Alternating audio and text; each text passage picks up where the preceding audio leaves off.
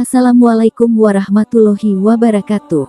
Sahabat Galeri Hawa, semoga Allah selalu meridhoi kita tetap pada Islam. Keutamaan Masjidil Aqsa dan keberkahan negeri Palestina. Selamat datang di channel Galeri Hawa. Tetap dukung channel ini agar bisa memberikan manfaat untuk orang banyak dan menjadi amal jariah untuk kita. Masjidil Aqsa adalah kiblat pertama umat Islam sebelum Allah memerintahkan salat menghadap Ka'bah di Masjidil Haram. Masjid ini dibangun pertama kali oleh Nabi Ibrahim alaihissalam, dan masjid ini adalah masjid kedua yang dibangun di muka bumi setelah Masjidil Haram.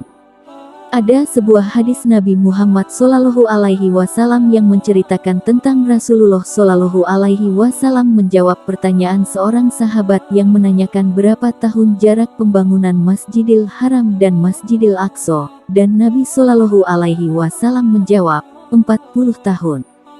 Masjidil Haram pertama kali dibangun oleh Nabi Adam alaihissalam dan anaknya yang bernama Sit alaihissalam. Kemudian di masa Nabi Nuh alaihissalam terjadi bencana alam banjir besar, yang menyebabkan Ka'bah hancur, lalu dibangun lagi di masa Nabi Ibrahim alaihissalam. Setelah Nabi Ibrahim alaihissalam merenovasi Ka'bah, beliau alaihissalam pulang ke Palestina karena istrinya, Siti Sarah ada di situ. Kemudian di Palestina, Nabi Ibrahim alaihissalam membangun Masjidil Aqsa.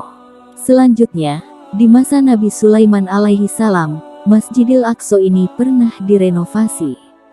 Setelah itu, Nabi Sulaiman alaihissalam berdoa kepada Allah, meminta 3 hal dan semuanya dikabulkan oleh Allah, yaitu pertama hukum Sulaiman sesuai dengan hukum-hukum Allah, walaupun wahyu Allah belum turun tapi dalam pelaksanaannya dipandu oleh Allah subhanahu wa ta'ala. Kedua, kerajaan Nabi Sulaiman alaihissalam tidak layak untuk orang-orang setelahnya. Nabi Sulaiman kemudian diberi keistimewaan oleh Allah yaitu bisa memahami bahasa binatang, makhluk gaib seperti jin yang tunduk kepada beliau alaihissalam. Ketiga, Nabi Sulaiman alaihissalam meminta agar siapapun yang salat di Masjidil Aqsa, maka dosa-dosanya diampuni. Jika kita datang ke Masjidil Aqsa, niatnya benar-benar ingin salat di sana, maka dosa-dosa kita akan diampuni, diibaratkan terlahir lagi, seperti bayi yang baru dilahirkan ibunya, tanpa dosa. Masjidil Aqsa sendiri berada di daerah Palestina, dan Palestina adalah negeri penuh berkah. Hal ini didasari oleh ayat-ayat yang tertera pada Al-Quran dan hadis Rasulullah SAW. Beberapa ayat yang mengungkapkan bahwa Palestina adalah negeri yang diberkahi antara lain surah Al-Isra ayat 1, yang berbunyi, Maha Suci Allah, yang telah memperjalankan hambanya pada suatu malam dari Masjidil Haram ke Masjidil Aqsa yang telah kami berkahi sekelilingnya, agar kami perlihatkan kepadanya sebagian dari tanda-tanda kebesaran kami. Sesungguhnya, Dia Allah, Maha mendengar lagi Maha mengetahui. Kemudian Allah subhanahu wa ta'ala juga berfirman dalam surah Al-Anbiya ayat 81, dan telah kami tundukkan untuk Sulaiman angin yang sangat kencang tiupannya, yang berhembus dengan perintahnya ke negeri yang kami berkahi Palestina.